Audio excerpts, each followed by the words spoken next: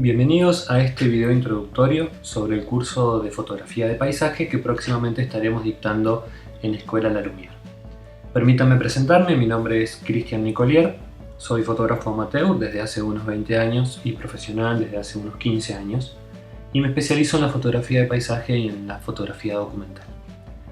Antes que nada, déjenme contarles que la fotografía de paisaje fue el primer género fotográfico aceptado como tal, y no en vano la primera fotografía de la que se tiene registro es un paisaje urbano, en este caso, la famosa fotografía de Niepce, y es la hija pródigo de la pintura clásica.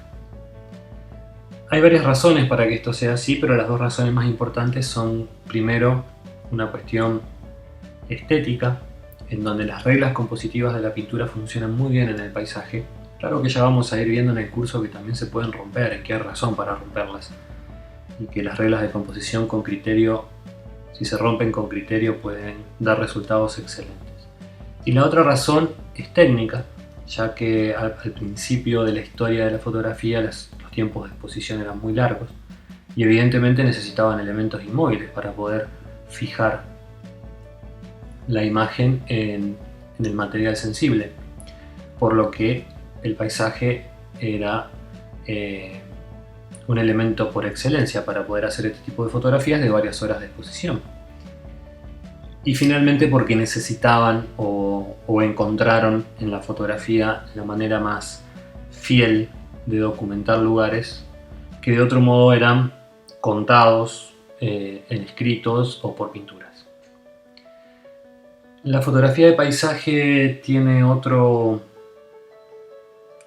tenor un poco más íntimo en relación con el fotógrafo, y es que, esta es una opinión personal, ¿verdad?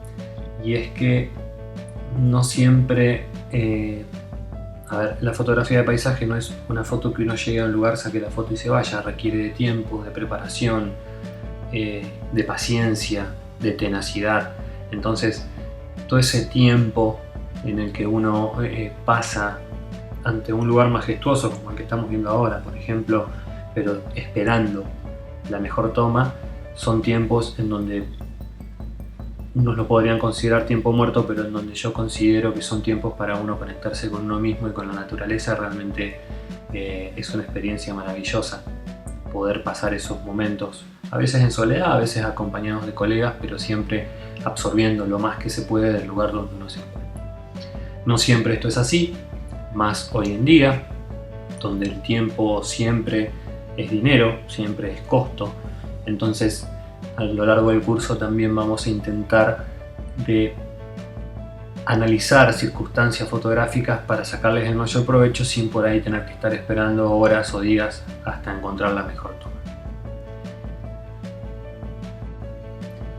¿Qué vamos a estar viendo en nuestro curso de fotografía de paisaje? Bueno, para hacer una breve síntesis del temario del curso, vamos a hablar de composición y sus elementos compositivos, por nombrar algunos: el punto, la línea, la regla de los tercios, el punto de fuga.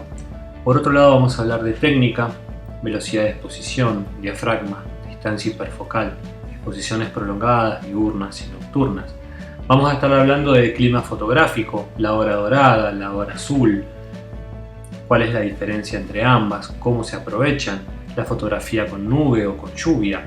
Vamos a estar hablando de accesorios muy importantes en la fotografía de paisaje, y vamos a estar hablando de aplicaciones que nos son útiles a la hora de programar nuestra sesión de fotografía de paisaje. Vamos a darle un breve repaso a algunos de los temas que vamos a estar viendo en el curso. Dentro de composición y los elementos compositivos existen las líneas. Hay distintos tipos de líneas, y cada tipo de línea genera una sensación diferente en el espectador. En el caso puntual de la línea horizontal, la foto que ustedes están viendo ahora, la línea horizontal da sensación de calma, da sensación de equilibrio. Y esto tiene que ver con que los seres humanos vemos la vida de manera horizontal, vemos la vida con un horizonte. Entonces, al ver un horizonte bien ubicado en la imagen, el cerebro no necesita buscar razones de por qué esa línea está de tal o cual manera. Asimismo, como contrapunto, les puedo decir que las líneas verticales generan todo lo contrario, generan tensión y generan movimiento, excepto cuando funcionan como bloque. Las líneas verticales que funcionan como bloque, por ejemplo, una línea de árboles o una línea de farolas en una calle, funcionan como una línea horizontal. De manera tal que estas líneas verticales que ustedes ven que se trazan en el plano y que imaginariamente continúan hacia arriba y hacia abajo, en este caso puntual funcionan como un solo bloque de línea horizontal. Vamos a estar viendo en el curso también líneas diagonales. Las líneas diagonales tienen una particularidad, y es que pueden llegar a dividir nuestro cuadro en dos partes, una positiva y una negativa, por decirlo de alguna manera. Las líneas diagonales generan movimiento, generan dinámica y generan la posibilidad de que las personas tengan la necesidad de ver y rever varias veces nuestra foto.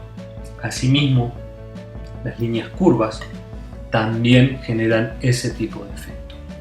Por otro lado, también les comentaba que vamos a ver el punto de fuga. El punto de fuga genera el vértigo en la imagen, genera profundidad y genera tridimensionalidad. En esta foto que ustedes están viendo, el punto de fuga está situado exactamente en el medio del cuadro, porque la intención que tuve cuando hice esta foto es la simetría lo más perfecto posible entre el reflejo del agua y los elementos en sí. No sé si ustedes se dan cuenta de que el horizonte es virtual porque no se ve, pero de todas maneras nosotros nos damos cuenta de que ese horizonte está en el medio del cuadro. Cuestión llamativa en algunos casos, ya que la regla de los tercios, por otro lado, nos dice que siempre es correcto situar el horizonte en la línea superior o en la línea inferior horizontal de dicha regla. De todas maneras, como también les comenté, romper las reglas con criterio es una buena forma de hacer una foto diferente. Los reflejos son un claro ejemplo de por qué a veces los horizontes se sitúan en el medio del cuadro, que en otras circunstancias lo que estarían haciendo sería partir nuestra foto a la mitad. La regla de los tercios es sin lugar a dudas la regla compositiva popular por excelencia, más conocida, más difundida, y hay una razón para que esto sea así. La regla de los tercios es una regla sobre todo que en paisaje funciona y funciona muy bien. Es una regla muy sencilla de aprender y muy fácil de aplicar, a tal punto que cuando nosotros vamos a hacer un recorte con cualquier programa de edición, Photoshop o Lightroom o el que sea, el programa nos traza la línea de los tercios, o los celulares cuando estamos por sacar una foto nos da la opción de trazar las líneas para poder ubicar los elementos de peso en los lugares que mejor queden. Esta foto la uso como ejemplo de la regla de los tercios porque el horizonte está apoyado en la línea horizontal inferior de la regla y porque nuestro punto de fuga del camino está en el cruce entre dicha línea y la línea vertical izquierda, haciéndolo un punto fuerte en nuestra imagen. Pero además de eso también lo uso como ejemplo de la hora dorada. La hora dorada forma parte de nuestro temario cuando hablamos de clima fotográfico. La hora dorada, la hora azul, fotografía con nubes, fotografía con lluvia, son elementos que nosotros podemos aprovechar para darle fuerza a nuestra imagen.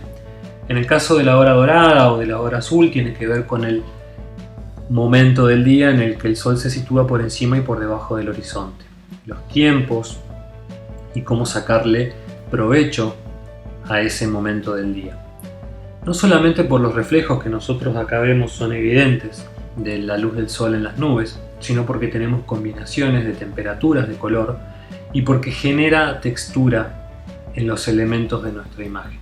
Como la luz nos da de costado, las sombras no son fuertes, pero sí cualquier elemento por más pequeño que sea va a generar una sombra y esas sombras generan textura.